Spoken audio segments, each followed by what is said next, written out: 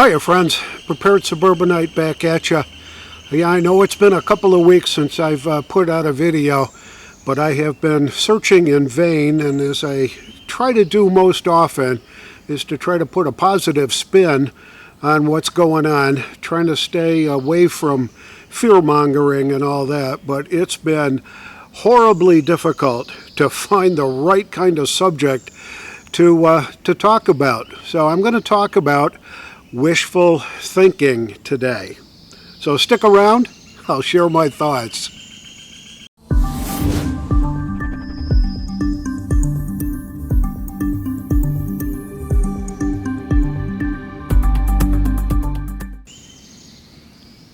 So it's been said that somewhere between 34 and maybe 38, 39% of the voting public believes that the current administration is doing a good job, and they continue to support what's going on. So for those folks that I think are engaged in full-blown wishful thinking, here's some topics and some subjects that I've been following over the last few weeks or so, trying to find some positive news out there somewhere. Immigration, the issues going on our southern border right now, the lack of enforcement of our existing laws, the Title 42 thing that's coming up doesn't seem to be going in the right direction to ensure that the sovereignty of this country remains intact. Issues relating to the supply chain. Now, it does appear that maybe some of the backlogs in the areas on the West Coast and on the East Coast have mitigated to some degree, but there's nothing new coming in because they're stuck in foreign ports right now. So the supply chain is alive and well. The issues relating to the lack of confidence and the lack of activity in our supply chain is still going on with regularity right now, and we are truly starting to feel the impact of it right here in our local supermarkets and wholesale clubs, car dealerships, you name it. So we've got the issues, obviously, with inflation. Whatever the latest statistics are, it ain't good. We're paying much more now than we ever have for our food, for pretty much everything right now, if we can find it on the shelves. So the last time I looked, I compared bacon that we bought in January to bacon that we bought in May and found that it's gone up 57%. And that's just bacon. Eggs are kind of going the same way right now, and that's related to maybe a couple of other issues. We've got the recession looming over our heads. Now, I believe that we are in a full-blown defined recession right now, but apparently it takes 2 solid months of downturns or something to meet the official definition of a recession.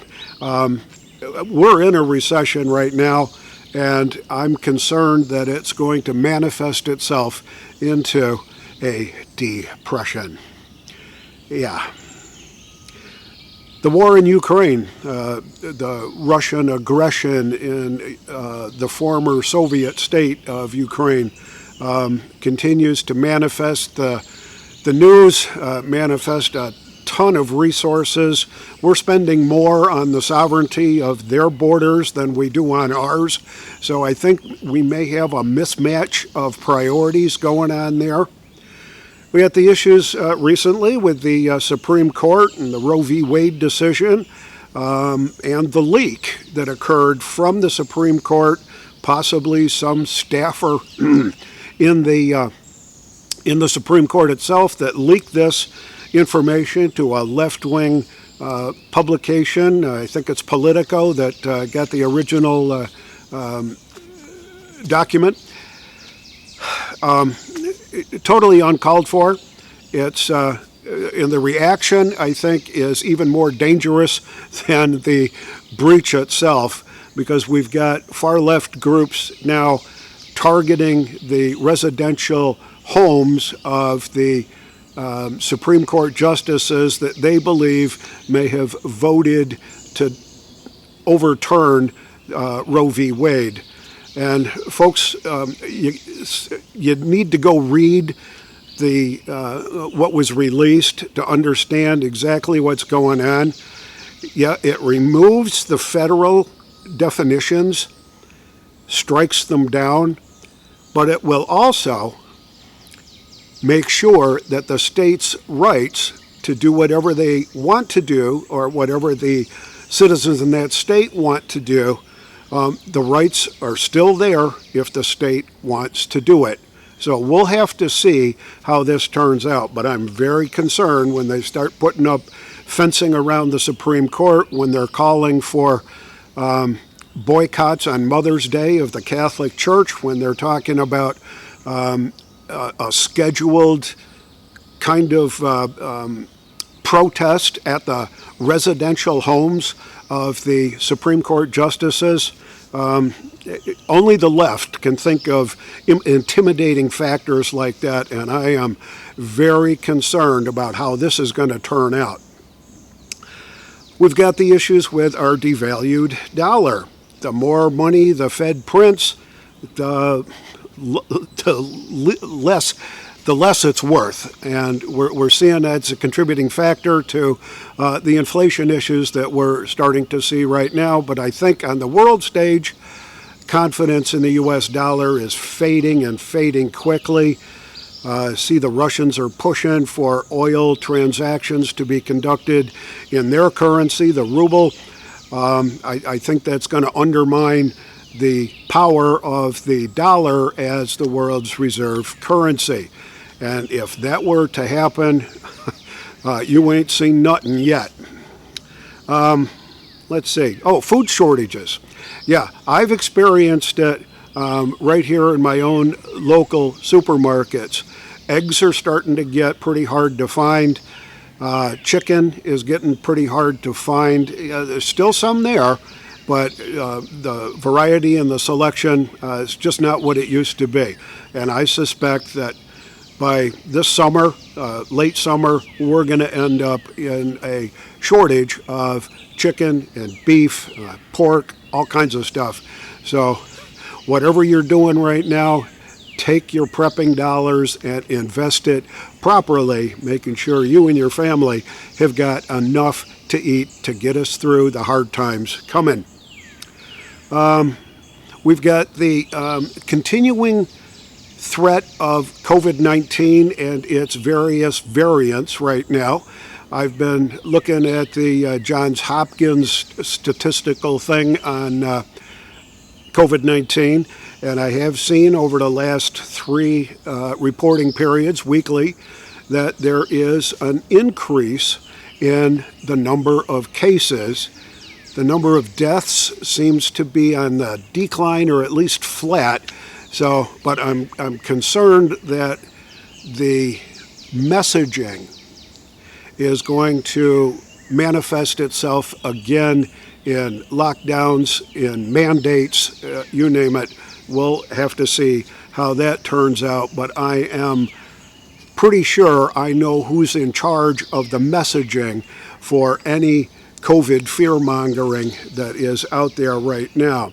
And now we've got the bird flu, the H, whatever it is, N1, something or other, that's affecting flocks of birds and turkeys, where they're having to kill millions and millions of both egg layers and fryers, so that that's contributing to the higher prices in the dairy products and eggs, and in the meat birds for the chicken that we enjoy from our local supermarkets. You ain't seen nothing yet, because they haven't figured out a way to do any kind of effective treatment other than just wholesale murdering millions of poultry. Issues with censorship. what's going on with Twitter and Elon Musk.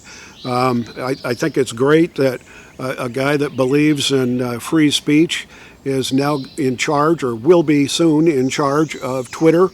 But I've only looked at Twitter on a couple of occasions, don't have an account, and never care to have one.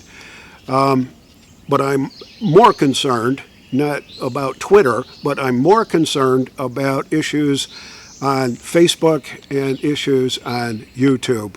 It's frightening to see the number of videos that are demonetized or that are just stricken from the platform because somebody is talking about something that the elites don't want us to hear. So the censorship continues to be alive and well. Related to that is the Department of Homeland Security's venture into the Ministry of Truth. I don't think it's going to pass constitutional muster. I think that the Congress will act quickly to make sure that this venture is not funded the way they think it's going to be funded. The person that they've chosen to be in charge of this thing is probably one of the biggest disinformation disseminators I've seen. And as the layers come off her background, it gets worse every day. Issues relating to climate change. There's a recent study out there that says that climate change, the CO2 thing, the man-made fear, we're all going to die in 11 years or 10 years or 9 years or whatever it's going to be, that it's all just bunk, that the climate's been changing ever since we've had a climate, and the CO2 that's in the atmosphere right now isn't contributing to any kind of temperature rise, but that's just one report. I know there are people that are absolutely convinced that the world is going to end because of climate change. Yeah, I don't think us paying more in taxes is going to solve the problem, if there truly is a problem. The restriction in the United States production of fossil fuels, that's gasoline, it's diesel, it's coal for the electrical plants that use coal to generate electricity. The current administration is working their butts off right now to make sure that it's as difficult as it can be, as expensive as it can be for anybody that's involved in the development of fossil fuels to produce more. In fact, they're incented, I think right now, because of the tax burden and the pricing of the commodity, that they're incented to shut things down. It's just too expensive to produce based on what's going on. I foresee price controls going into place on gasoline and on diesel. We'll see. Let's give it 6 to 9 months and we'll see what happens. But we can't be reliant on Russian oil. We can't be reliant on oil from Venezuela or Iran or any place else. We need to be self-sufficient with regard to our energy production. And that's kind of related to what's going on with the fertilizer shortage right now, which is related to what's going on with the food crisis, the food shortages that we're seeing. Ukraine and Russia are probably the biggest producers of fertilizer components that are out there, and they're not producing it anymore. Ukraine doesn't have any priority to get involved in that any longer. They're too worried about maintaining their sovereignty as a country. So they're not going to be producing. They're not going to be producing. So the price of fertilizer has skyrocketed. And what do we need? You name it, we need fertilizer to grow the crops that we need, that we depend on for food. Yeah. And increasing the The use of ethanol from 10 to 15, be very wary of what's going on. Don't put ethanol 15 in your vehicle. It's not designed to be burned in an E10 type vehicle that can handle the hotter burning kind of stuff. But we're still growing corn to burn in our vehicles, but we're not having enough fertilizer to really make it, so nothing adds up anymore. Issues on the world stage. North Korea has become re-engaged in its testing of nuclear capacity, its intercontinental ballistic missiles, or its simple ballistic missiles. They are back at it again right now, doing testing. And I'm concerned about that as little Kim starts strutting his stuff again, that we're going to be in trouble there. You got the issues, obviously, with Russia and Ukraine, but we've got the pending issue, maybe a few months or even a year or so out, that China is going to want Taiwan, and they're going to go forcefully take it. They think it's theirs. Taiwan says we're a sovereign country. We've got a treaty, I think, to protect Taiwan. I don't know if the current administration would even honor that because they are not very honorable right now. So I'm concerned about the China-Taiwan situation rearing its ugly head. I see the potential that we're going to be involved in World War III before too awful long, and then all the cards are off the table. It's going to be terrible. The increasing on a domestic front, the increasing crime, the Soros-funded DAs in places like New York City and Los Angeles, they're creating a problem that is insurmountable right now. Just as an example, the crazy person that attacked Dave Chappelle with a knife, a deadly weapon that was somehow part of a gun or attached to a gun or something. Not quite sure what the weapon was, but it was a knife for sure. He gets charged with a couple of misdemeanors, but no felonies. That attack on a performer like that, terrible. And they're blaming Donald Trump. Yeah, go figure. The final thing that I thought of was what's going on in the stock market. The Fed made an announcement that the interest rate's going to go up 0.5%. And wow, the market reacted very uncharacteristically or illogically the day that announcement was made, and it went up 900 points. And then they slept on it, and yesterday it went down 1,100 points, the Dow did. And today it's poised to continue its downfall. I suspected that we were headed for a market correction, but I didn't expect that it would manifest itself over a 2-day period. So to sum things up, there's a lot of bad news going on around right now. And trying to put some kind of positive message or a positive spin on any of this is almost impossible in my mind. But what I can take comfort in is that for the last almost 10 years now, I've been actively and aggressively preparing for this day and what's coming in the short-term future right now.